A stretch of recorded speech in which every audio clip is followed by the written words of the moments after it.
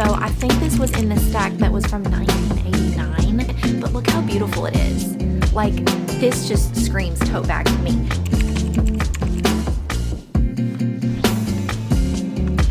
Jessica got a bunch of dogs. I'm gonna have to give her the dog antidepressant sticker.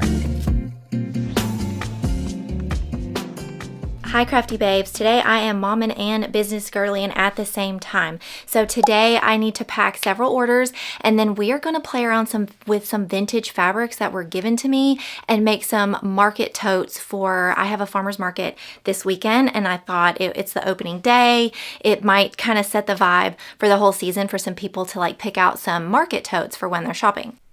We're gonna pack orders first just because those have to go out today, and this is my daughter's last day of kindergarten, and so I have to go get her in literally like 2 hours. And so we're gonna do that first and then maybe play around with the fabrics. If not, we'll get to that later today. So first up we have Olivia. She got these crochet daisy decors. I actually made these quite a long time ago and forgot I had them until someone like randomly purchased on the website, and so I updated the quantities and everything. They're actually almost out. Something I've changed recently is whenever I ship in boxes, I'm gonna try to start putting everything I can in these little plastic cellophane bags, because I received a box of yarn. This actually happened a while ago. I just remembered with all this rain that we've been having, and I got a package delivered and the UPS man was super nice. He put it in the garage. But I remembered another time a Joann's box came full of yarn, and sometimes the yarn was in plastic bags and other times it's not, like they just throw it in a box. And the FedEx driver left it by my garage in the pouring rain. Bear in mind, our porch was like, 15 more feet up, for her to just put it on the porch. But if I hadn't been home, some of that yarn would have been probably ruined or very stinky. I don't know. But my point is, now that I use more cardboard boxes for some bigger orders or bigger stuff, I want to protect what's in it. I just get the plastic cellophane from Amazon, but the boxes I actually get from the Boxery. Honestly, before I found the Boxery, the cheapest boxes I could find were Walmart. Like literally in the store at Walmart, you could get a box for less than $1. And I'm going to give Olivia, what's the vibe? I'm going to give Olivia a silly goosey on the loose sticker. That's kind of the vibe I was getting from her. Next is Rebecca from Etsy. Rebecca actually bought from me a few years ago, but Rebecca got this wallet, this keychain wristlet wallet, and I have to say I did an absolute perfect job on this wallet. Like, it turned out absolutely perfect. Look at that interior. So it's kind of funny that I got this order yesterday, because I was actually thinking about just not doing wallets anymore at all. I know I've talked about this before, but like literally every time I have the thought, I get an order for a wallet. And so I'm like, maybe I'll just keep a few in the background going, just of whatever fabrics I have, but just not like, bend over backwards with them. This is a much bigger wallet actually. I used to use, I really think it's just preference. Like, this wallet is actually very, very large. I mean, obviously you can take the wristlet off, but it's multi-compartment. It's got double-sided card slots, a zipper pocket. I call it like accordion style, and there's just all these pockets if you have like just a bunch of stuff. When I originally made these, I marketed them as cell phone wallets, because this was way back before our phones got ginormous, and you could put your phone in this middle pocket. There's about a 3/4 inch to an inch space here in the middle where I used to keep my phone, but now my phone's too big. I'm gonna give Rebecca, be the reason someone smiles today. Heather from Etsy got a French bulldog, a little Frenchie magnetic bookmark. And the thing I love about being able to ship these on Etsy is that there's the letter option. So I can make the shipping like much cheaper. So instead of like $4 or $5 to send a package or a poly mailer, I can just use the letter option as long as it is literally like the size of a letter. It's like $1.25 or $1.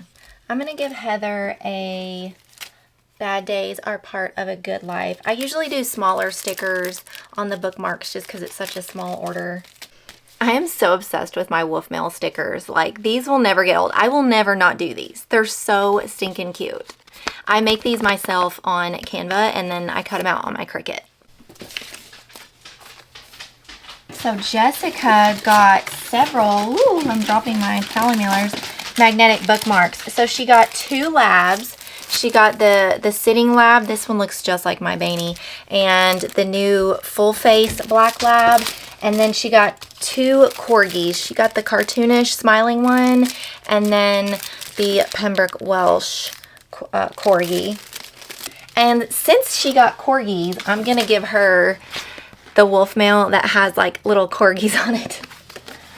So whenever I get an order that has several bookmarks in it, and it's going to be too thick for a letter, I use like a 10x6 or sometimes a 4x6. These are also from the Boxery, and I got a pack of 50 for, I think they were about somewhere in the range of like 30 cents a piece. Jessica got a bunch of dogs. I'm going to have to give her the dog antidepressant sticker.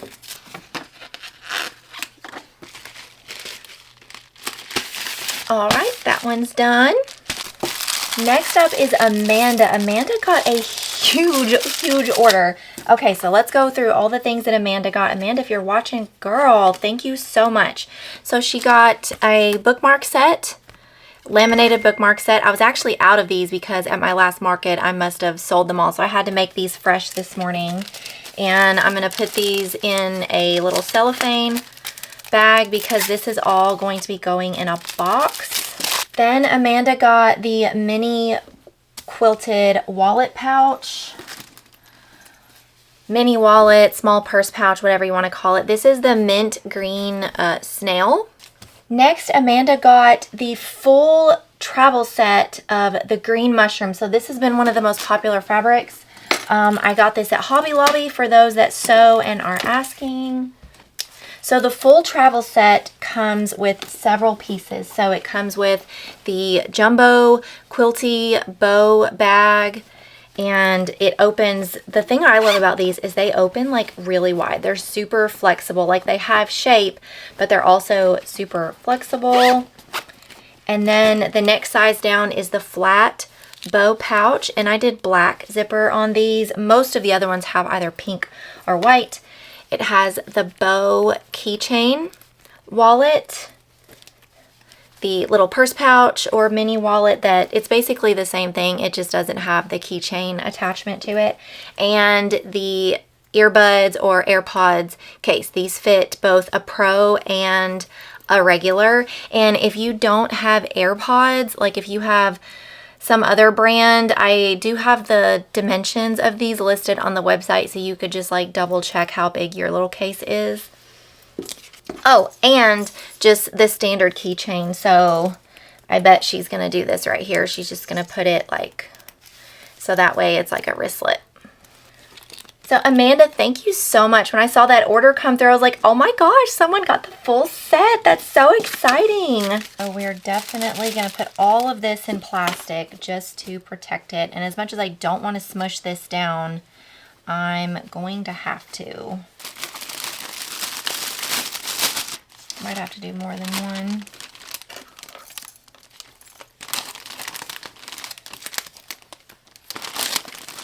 And what sticker is the vibe for Amanda? So many of these are reading stickers, and like if it's not a bookmark order, I don't put a reading sticker in there.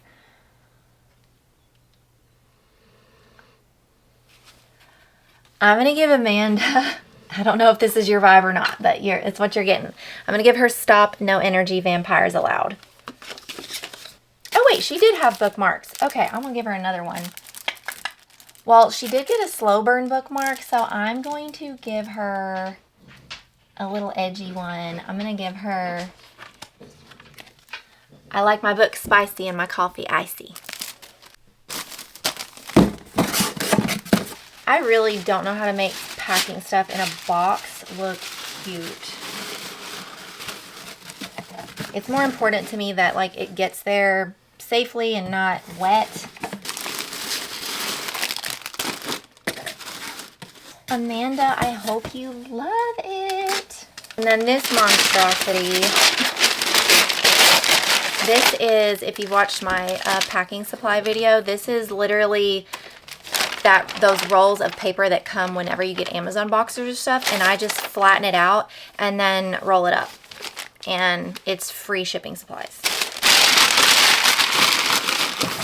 Anita got a My Weekend is Booked t-shirt. I actually don't usually do these on black, but she asked, and I just happened to have both the print and the shirt blank in stock, so I was like, sure. If you're not on the email subscription list, I'm doing a 50% off apparel on my website. No code needed. You don't have to sign up for the email list to get the sale. It's basically just everything I currently have in stock. Like, it is ready to ship right now. I'm trying to move out some stuff so I can make room for some new fall designs coming in. That sale will be going all the way through the end of the month. Anita also got the Yorkie magnetic bookmark, and hey, it's all going to be okay. If I'm leaning, it's because my dog is on the floor beside me, all 140 pounds of her. So there's like a lot of reading vibes going on, so I'm going to give Anita I Read Past My Bedtime. She's also new to the website, so I'm going to give her another coupon. And there's so much stuff I put in order sometimes. I'm like, did I get everything? As I'm finishing up this last one here, I just want to add that, like, you know, packing videos are fun and like seeing what people order and what people like and stuff. But if you're a small business owner, like, don't get discouraged if you watch these, because I'm gonna be completely honest with you. Over the last week, I got like 3 orders. It's very inconsistent, but then like literally yesterday I got all of these, and so it's kind of a toss-up as to like from day to day or week to week how many orders you're gonna get. So don't get discouraged. Some weeks I get like 10 or 15 orders, and other weeks I get like 3. It just depends. Okay, the market totes are going to have to wait until this afternoon after I go have some time with my daughter. It's her last day of school, like I said, and so we're just going to go do what she wants to do, whether that's the library, the park. There'll probably be some ice cream or a cookie in there somewhere. And then later this afternoon when we're inside for the day, I will come back in here. I already have almost everything cut, except I'm not sure if I'm going to use fusible interfacing yet. I'm going to do one with fusible interfacing and just see texture-wise what it's like. And my goal is to get 5 of them done. So we'll see.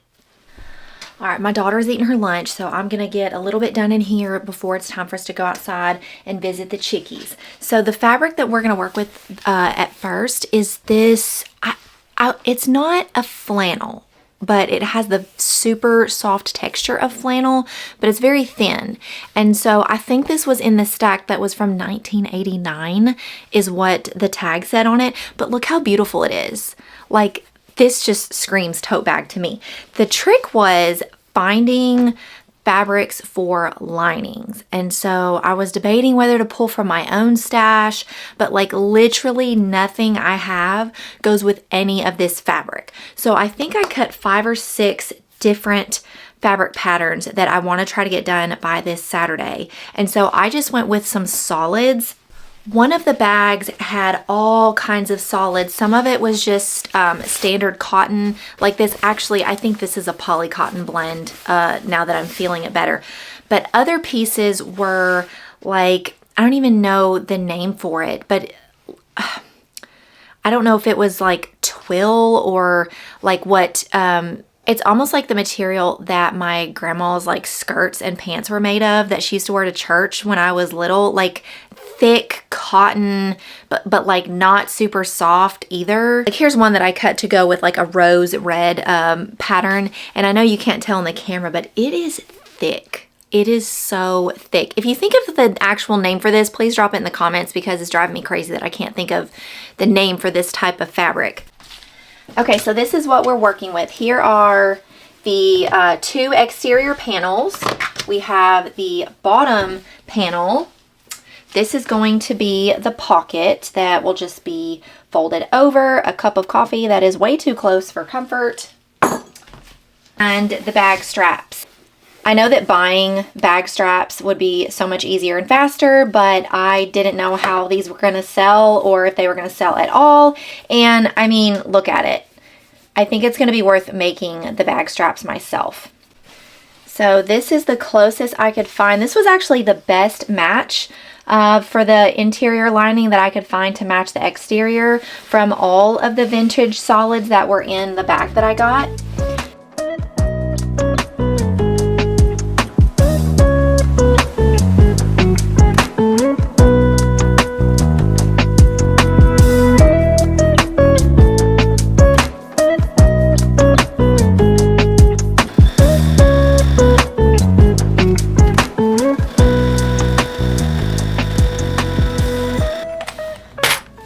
So I've got my bag straps ready.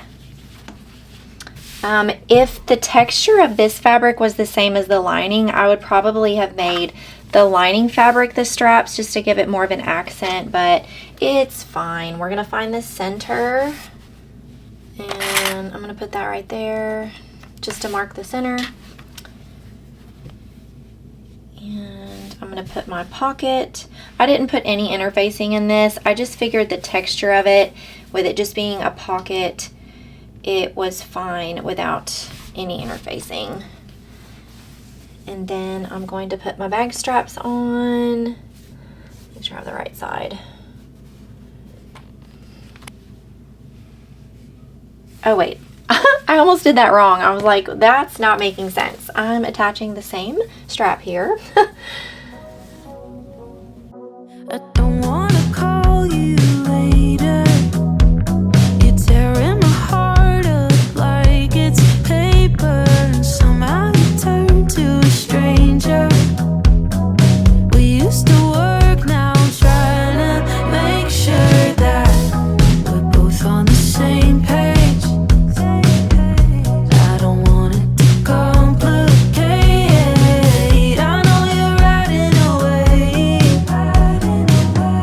Is there room for us both on the same wave? Nothing breaks so clearly when there's love on the line. My best friend told me someone that I don't even like. There's nothing left to fix if you don't want me to try. Oh, why? I have to say, this bag absolutely exceeded expectations. Look how stinking cute this is. And the blue. Okay, so the blue that was in the bag of vintage fabrics, like that's literally all that was in there. But I just might have to buy either a solid or a light baby blue checkered because there was actually quite a lot of this fabric. And I was so excited because there's probably 3 more yards of this fabric. I could make at least 6 more bags out of that with this fabric. It is so cute. It really is the perfect size too. Like I'm really, really tall. I'm like 6 feet tall and I still have plenty of room here.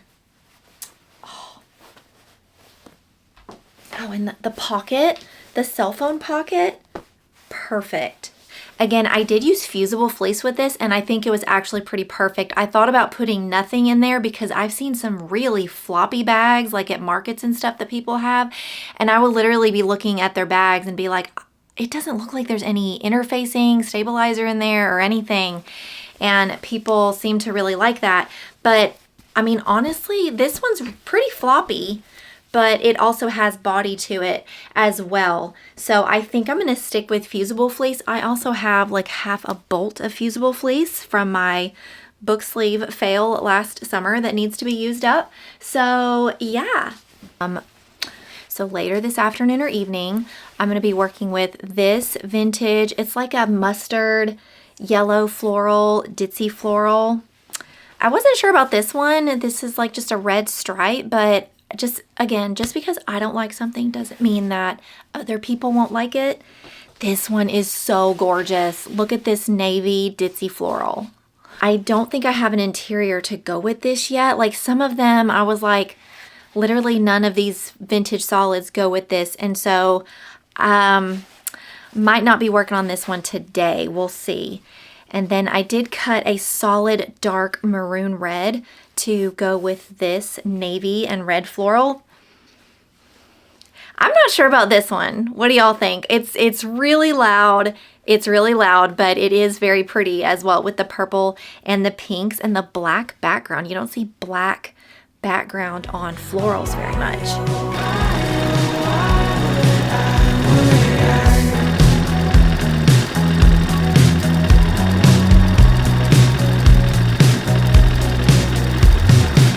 Should've known from the start that you were a waste of an open bar.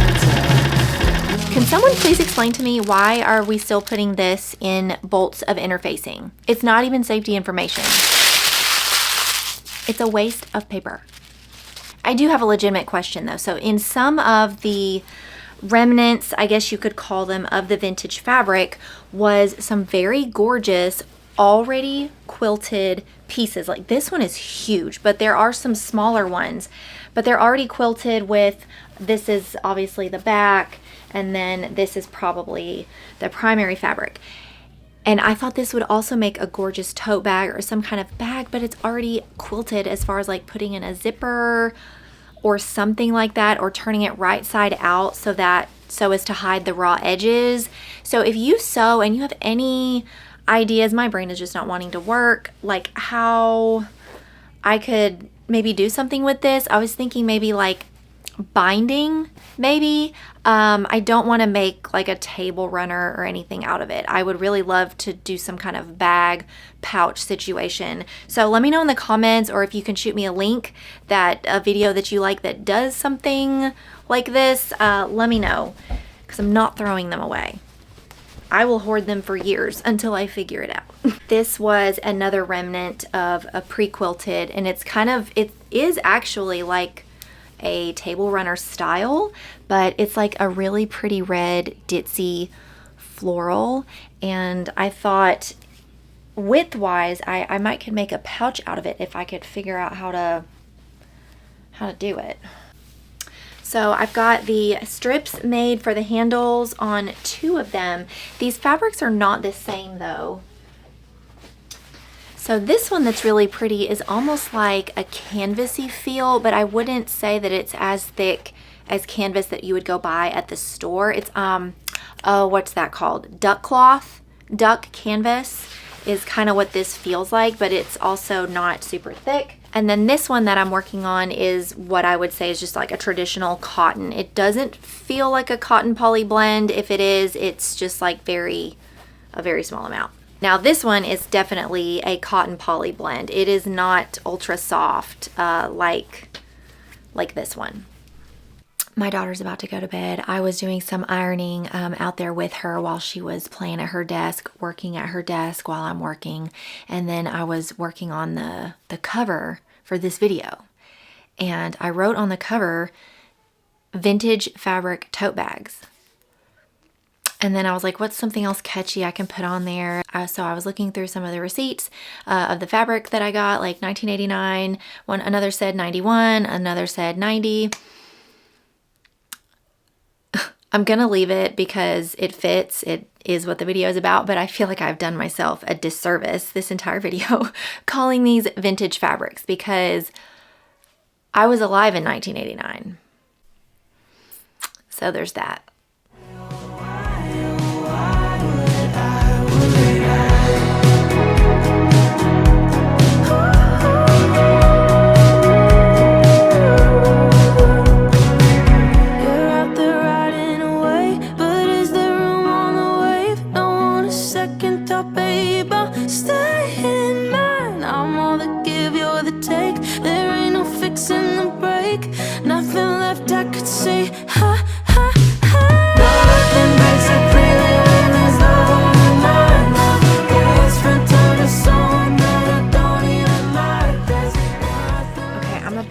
finish up the exterior of these totes, but I wanted to show you something that I noticed on the first one, and don't mind me, it's like 9:30. And so so on the first one, on the bottom, like this is the bottom panel, and I don't know if you can see, this is the seam where I sewed them together. Well, I did a top stitch on both sides, meaning like right here, here's the top panel, here's the pocket. I did a top stitch here and here on the bottom because like I just wasn't sure structurally, like if it was necessary. I did not do it for aesthetic purposes. I did it for structure of the bag because this is the bottom of the bag. But after putting this one together, I really don't think the one on the very top, like on the top pocket panel, this one doesn't have a pocket. Oh, I'll tell you about the pocket in just a second. I don't think this top one is necessary. I'm just going to put a top stitch on the bottom panel only. Also, on this first one, I only did one pocket. I don't know why, I just did. But on these other ones, they are double pockets on both sides. I also, I didn't do an opening. I thought about a snap, did not want to do a zipper. This is not the kind of, this bag is not a zipper vibe. I thought about doing a snap. Honestly, it's pretty deep. I mean, I don't know about you, like I never shut my purse. I always keep it open because having it zipped shut or closed shut, unless it's a flap, like I do have a crossbody bag that has a flap over it, that's different. It's a pain in the butt. I just leave it open. The more I touch this, I think it is flannel. I don't know if flannel 30 years ago was just like thinner. I don't know if that means it was better quality or what we have now is better quality. I don't know. I think it is flannel. Okay, now it's like 10:30, so I didn't film as much as I did earlier today. But here is this one completely finished. And I know that I said earlier in the video I wasn't sure about a lot of the interior colors, but I think it totally works. So this is like a dark, it's not pink, it's like a eggplant almost. But I think it accents the lighter pink on the outside very, very nicely. And also, I was initially going for a tote bag, like a market tote bag, but this is a full-on purse. It's surprisingly very, very sturdy. I think the fact that I added the fusible fleece, it just has so much body to it. And I'm kind of impressed with myself.